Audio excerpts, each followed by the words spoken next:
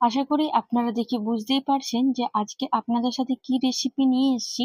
আর এটা কিন্তু গরম গরম ভাতের সাথে খেতে কিন্তু অসাধারণ লাগে। সর্ষের ঝাঁঝালো স্বাদটা কিন্তু অসাধারণ লাগে এই পনির ভাপার সাথে। খুব কম উপকরণে আর খুব সহজে আপনাদের সাথে এই রেসিপিটা শেয়ার করব। আশা করি আপনারা বাড়িতে এটা কখনো না কখনো বানিয়েছেন, কিন্তু আমি কিভাবে বানাই সেটা আজকে আপনাদের সাথে শেয়ার করব খুব কম উপকরণ দিয়ে। তো চলুন শুরু করা যাক। তো প্রথমে আমি এখানে 500 গ্রামের মতন পনির নিয়েছি, আর এরপর পনিরটাকে আমি কিউব কিউব করে কেটে নেব।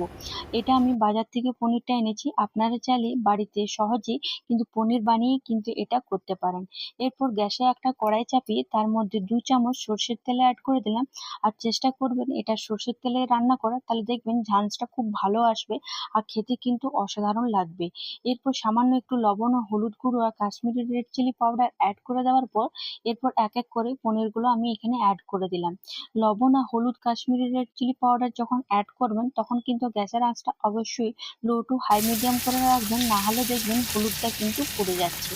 এরপর আমি পনিরগুলো এখানে অ্যাড করে দেওয়ার পর পনিরগুলো একদম লাল লাল সোনালি করে আমরা পনিরটাকে ভেজে নেব। অনেকেই আছে যে ইলিশ ভাপা, পনির ভাপা, ডিম ভাপা করে থাকে। তো যদি ওইসব রেসিপি আপনারা দেখতে চান তাহলে অবশ্যই আমাকে কমেন্টে জানাবেন, চেষ্টা করব আপনাদের সাথে শেয়ার করার জন্য। এখানে দেখুন পনিরগুলো একদম গোল্ডেন লাল করে আমি ভেজে নিলাম আর একটা পাত্রে তুলে নিলাম।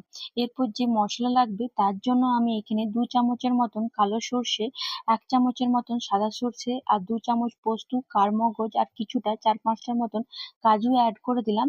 আর ভালো করে জল ছাড়াই মিহি করে পেস্ট তৈরি করে নিলাম। তাহলে দেখবেন খুব ভালো মিহি একদম পেস্টটা তৈরি হয়ে যাচ্ছে। এরপর আমি এখানে একটা কাঁচা লঙ্কা অ্যাড করলাম আর তার সাথে লবণ আর একটু জল দিয়ে আবার ভালো করে মিহি করে পেস্ট তৈরি করে নেব। লবণ দিয়ে যদি সর্ষেটা পেস্ট করেন তাহলে দেখবেন সর্ষেটা কিন্তু একদমই তিতো হয় না। আমি যখনই সর্ষে দিয়ে কিছু রান্না করি তখনই সামান্য একটু লবণ দিয়ে পেস্টটা তৈরি করার চেষ্টা করি।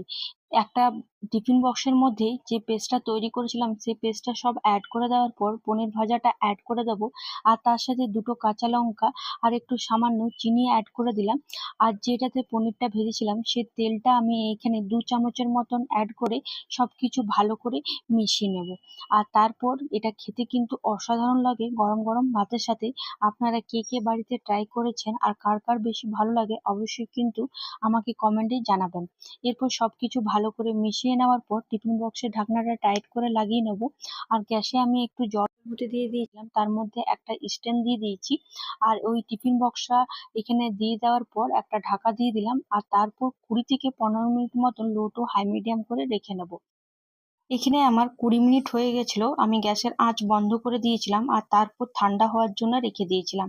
এরপর সময় হয়ে গেল এই টিফিন বক্সের ঢাকনা খোলার জন্য। তো দেখুন কি সুন্দর না গন্ধ বেরিয়েছে। সর্ষে পোস্ত আর পনিরের এই কম্বিনেশন সত্যি অসাধারণ। আশা করি আপনাদের এই পনির ভাপার রেসিপিটা খুব ভালো লেগেছে। আর এই গরম গরম ভাতের সাথে এই পনির ভাপার রেসিপিটা খেতে কিন্তু অসাধারণ লাগে। একদম আমাদের তৈরি হয়ে গেল পনির ভাপার রেসিপি।